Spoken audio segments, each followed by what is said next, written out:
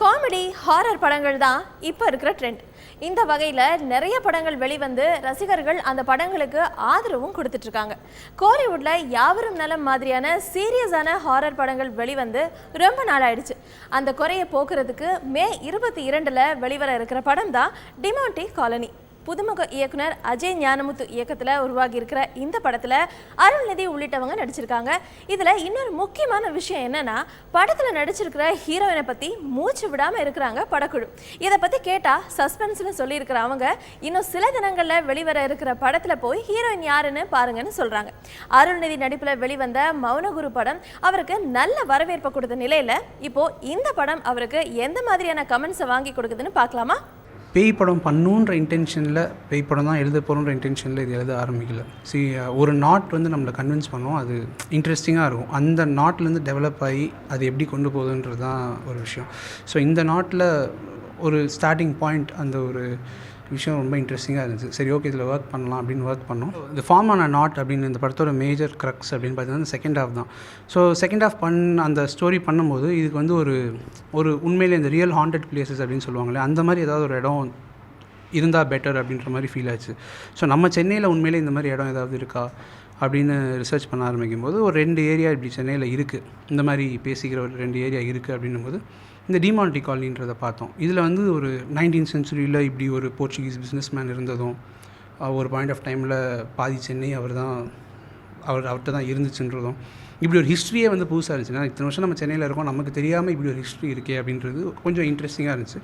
So இதை use பண்ணிக்கலாம் ஸ்கிரிப்டுக்கு அப்படின்றதுனால தான் அப்படின்னு டேக் ஆஃப் பண்ணாங்க. அந்த மேஜர் அந்த ப்ரொட்டகனிஸ்ட் பண்ணுற அந்த ஹீரோ கேரக்டர் வந்து ஒரு ரொம்ப இன்டென்ஸான சீன்ஸை ரொம்ப ஈஸியாக பெர்ஃபார்ம் பண்ணக்கூடிய ஒரு ஆர்டிஸ்ட் வேணும்.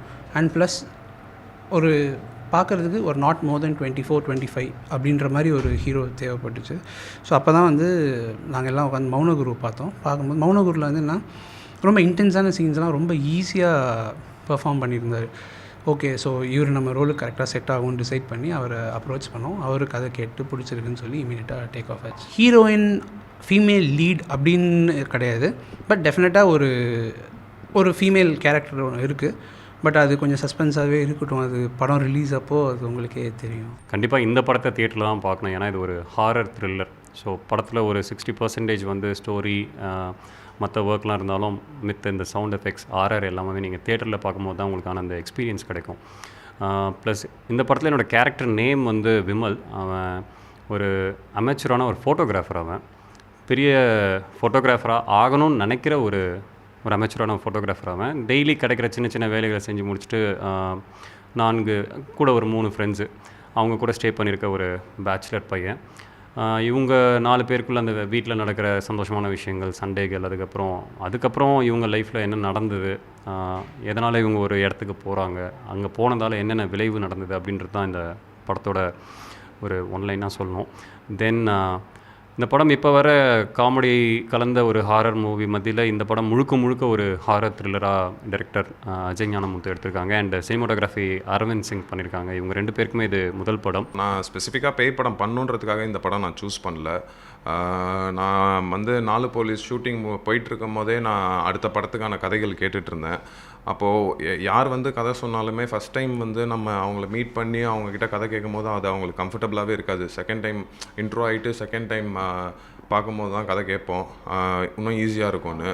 அஜய் வரும்போது அது மாதிரி ஒரு நாள் நான் கேட்டுக்கிட்டே இருக்கும்போது அஜய் வரும்போது ஒரு 15 மினிட்ஸ் ஒரு இது சொன்னாப்புல, இல்லை நான் சொல்கிறேன் கேளுங்க, எனக்கு பேய் கதைன்னு தான் சொல்ல போகிறாருன்னு கூட தெரியாது. ஒரு 15 மினிட்ஸுக்கு அப்புறம் பார்த்தா என்ன பேய் கதையாக சொல்ல போகிற அப்படின்னு அப்புறம் பார்த்தா சொல்லிகிட்டே இருந்தாப்புல. அன்றைக்கி சாயந்தரமே வந்து கதையை கேட்டோம், ரொம்ப நல்லா இருந்துச்சு.